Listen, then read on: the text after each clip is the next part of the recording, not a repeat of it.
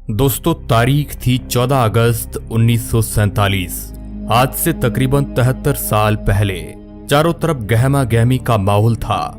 एक तरफ लोगों के अंदर आजादी को लेकर उत्साह बढ़ता जा रहा था, मगर दूसरी तरफ अखंड भारत दो हिस्सों में बंटने की तैयारी पर था। समय रात के करीब 9 बज रहे थे। बिजली की गड़गड़ाहट के साथ दिल्ली की सड़कों पर जबरदस्त बारिश हो रही थी। अलग अलग जगह से आकर लोग रायसीना हिल्स पर इकट्ठे हो रहे थे। कुछ ही देर में लाखों की तादाद में लोग इकट्ठे हो चुके थे। रात के करीब 10 बजे जवाहरलाल नेहरू, सरदार वल्लभ भाई पटेल और राजेंद्र प्रसाद और माउंटबेटन वॉइसराय हाउस पहुंचे।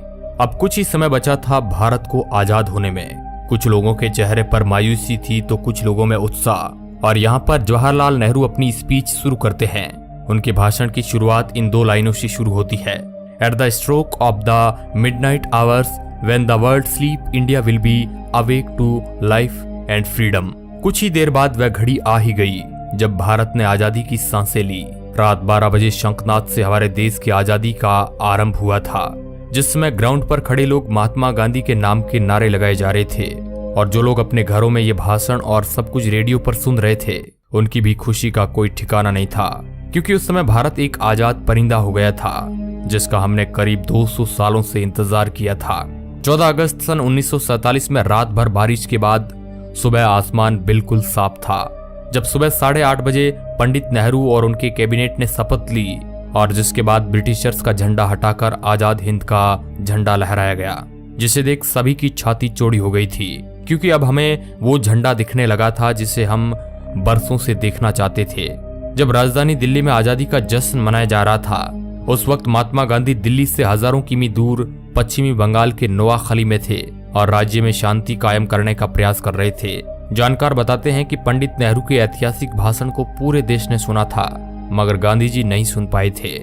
14 अगस्त 1947 की ऐसी रात जब लोग सोए तो गुलाम देश में थे, लेकिन अगली सुबह उनकी आजादी की सुबह थी। लेकिन जितनी खुशी हमें आजाद होने में थी, उतना ही गम अखंड भारत की टूट जाने में था, क्योंकि दोस्तों भारत ने अपना 3,46,737 किलोमीटर का एरिया पाकिस्तान के रूप में खो दिया। करोड़ों की संख्या में लोग भारत से अलग हो गए थे। जो लोग कुछ समय पहले ही भाई की तरह जिंदगी जी रहे थे, वे अब एक दूसरे की जान के दुश्मन बन चुके थे, क्योंकि 14 अगस्त के रात 12 बजे भारत और पाकिस्तान का विभाजन हो गया। भारत 2 हिस्सों में बंट गया, जिसमें एक हिस्सा पाकिस्तान और दूसरा हिस्सा हिंदुस्तान के नाम हो गया था, जिस वजह से कई सारे दंगे हुए। जो लोग खुद को पाकिस्तान में सुरक्षित महसूस समझते थे, वे वहां चले गए, और जो लोग भारत में सुरक्षित महसूस कर रहे थे, वे यहां पर आ गए। कहा जाता है कि करोड़ों लोग पलायन को मजबूर हो गए थे। इन दंगों में हजारों लोग मौत के घाट उतर गए थे। ये उस समय दुनिया का संभवतः सबसे बड़ा विस्थापन था, और ये सारा खेल अंग्रेजी हुकूमत का ही था, जिसने डिवाइड एंड रूल का खेल पहले से ही खेल रखा था, जहां पर उन्होंने हिंदुस्तान के अंदर हिंदू और मुस्लिम के बीज भर दिए थे। वरना आजादी के पहले तक हम सभी भाइयों की तरह साथ में जी रहे थे। वो तो अंग्रेज ही थे जिन्होंने हमें हमारी जाति के आधार पर हमारा व्यक्तित्व याद दिलाया, जिसके बाद हम आपस में ही लड़ने लगे।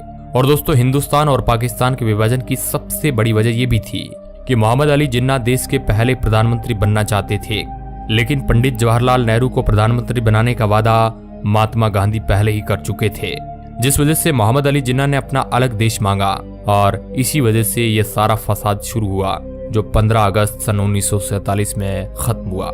दोस्तों, हम आपको बता दें कि भारत को आजाद करने की बात बहुत पहले से ही चल रही थी, और इसी वजह से ब्रिटिशर्स ने माउंटबेटन को भारत का आखिरी वॉइसराय बनाया था, ताकि इसके बाद भारत को आजाद देश घोषित कर दिया जाए। लेकिन भारत के हिंदू और मुसलमान भाई आपस में ही लड़ने में उतारू थे, और यही ब्रिटिशर्स चाहते भी थे, क्योंकि यह लड़ाई की चिंगारी उन्होंने ही लगाई थी, जो आग बनकर अब तक हमारे सीने में जल रही है। लेकिन दोस्तों, इससे भी ज्यादा अफसोस की बात यह है कि ब्रिटिशर्स ने हमारे साथ हर वो जुल्म किए जो हम याद करें तो हमारी आंखों में आंसू आ जाते हैं। लेकिन फिर भी उन्हें बारातियों की तरह विदा किया गया। जहां 1500 ब्रिटिश सैनिकों की पहली टीम 17 अगस्त सन 1947 के दिन अपने देश लौटी, वही आखिरी टीम उसके 1 साल बाद 27 अगस्त 1948 के दिन निकली। और जब ब्रिटिशर्स के आखिरी सैनिक की टोली हमारा देश छोड़कर जा रही थी, तो उन्हें बैंड बाजे के साथ विदा किया गया, और उसी दिन सभी ब्रिटिशर्स का नाम हमारे देश के नक्शे से निकल गया। दोस्तों, ये थी हमारी आजादी की पूरी कहानी। लेकिन क्या आप हमें बता सकते हैं कि जिस भारत का ख्याल करके हमारे देश के स्वतंत्रता सेनानियों ने अपनी जान गंवा दी थी और कई लोग अपनी आखिरी सांस तक हमारे देश की सेवा के लिए लड़ते रहे, क्या वो देश हम बना पाए हैं या नहीं? अपना जवाब हमें कमेंट के माध्यम से आप बता सकते हैं। इस वीडियो रिपोर्ट के अंत तक बने रहने के लिए आपका बहुत बहुत धन्यवाद।